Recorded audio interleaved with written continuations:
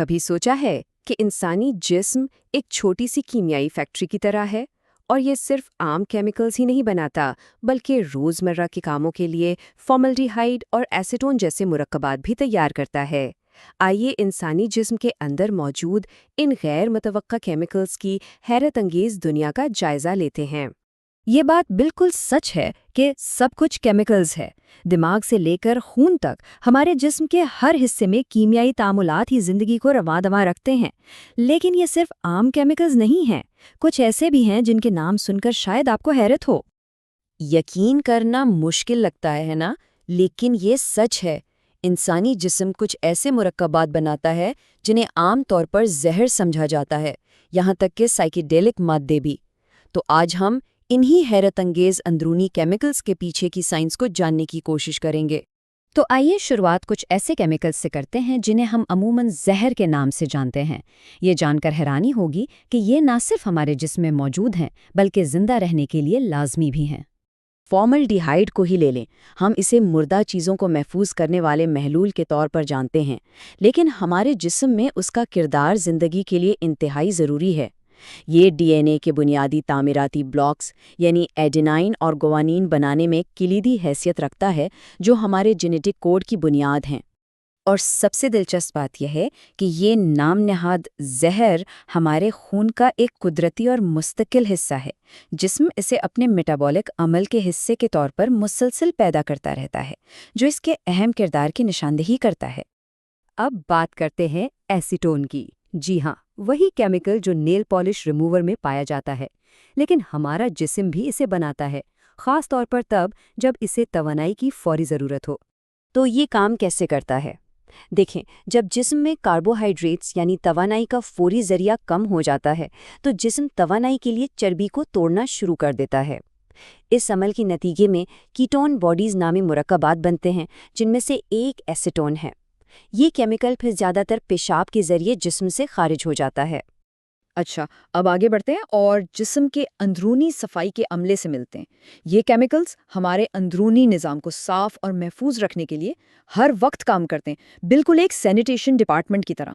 Hydrochloric acid ایک انتہائی طاقتور تیزاب ہے، اتنا کہ دھات کو بھی گلا سکتا ہے، اور اسی طاقت کی وجہ سے ہمارا معدہ اسے خوراک کو ہضم کرنے اور نقصان دہ بیکٹیریا کو مارنے کے لیے استعمال کرتا ہے۔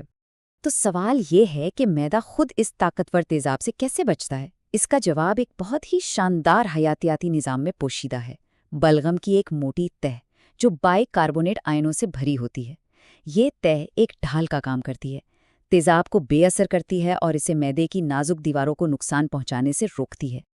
یہ بات تو کمال کی ہے۔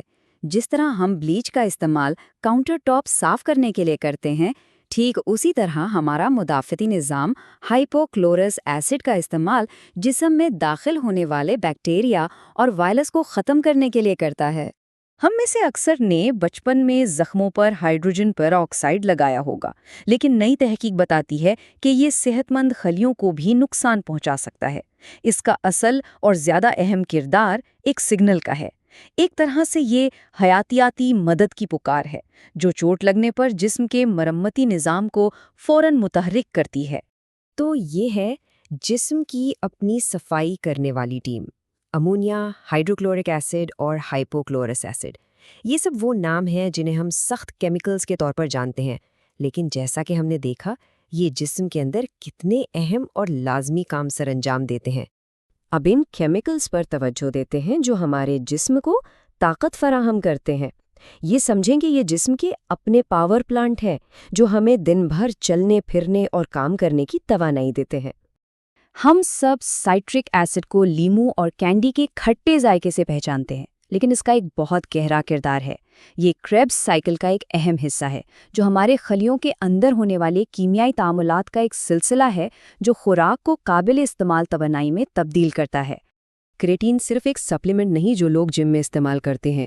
ہمارا جسم اسے قدرتی طور پر جگر، گردوں اور لبلبے میں بناتا ہے، اور یہ پٹھوں کو فوری توانائی فراہم کرنے کے لیے بہت ہی اہم ہے۔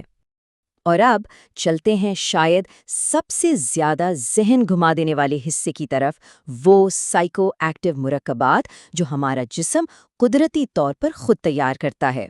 एंडोकैनाबिनॉइड्स ये मुरक्कबात हमारे दिमाग में उन्हीं रिसेप्टर्स पर काम करते हैं जिन पर भंग के केमिकल्स असर करते हैं। इनका बुनियादी मकसद जिंदा रहने के लिए ज़रूरी रवैयों जैसे चिकनाई वाली ग़िज़ाएं खाने को खुशगवार बनाकर इनकी हौसला अफजाई करना है।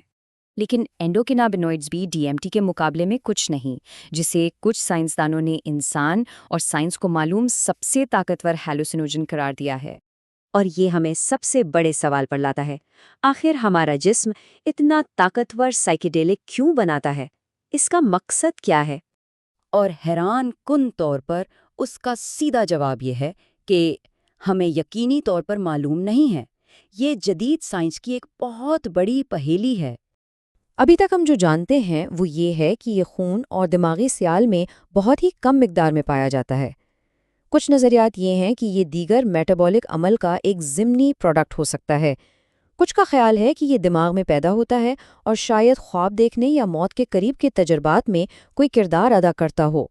लेकिन ये सब अभी तक क़ियास आराइयाँ ही हैं और तहकीक गैर नतीजखेज़ रही है। तो इस सब का निचोड़ क्या है? यही कि सियाक व सबाक ही सब कुछ है। एक केमिकल जहर है, सफाई करने वाला, या जिंदगी का बुनियादी जुज़्व। उसका इन्हिसार सिर्फ उसकी मिकदार और जिस्म में इसके मकाम पर है।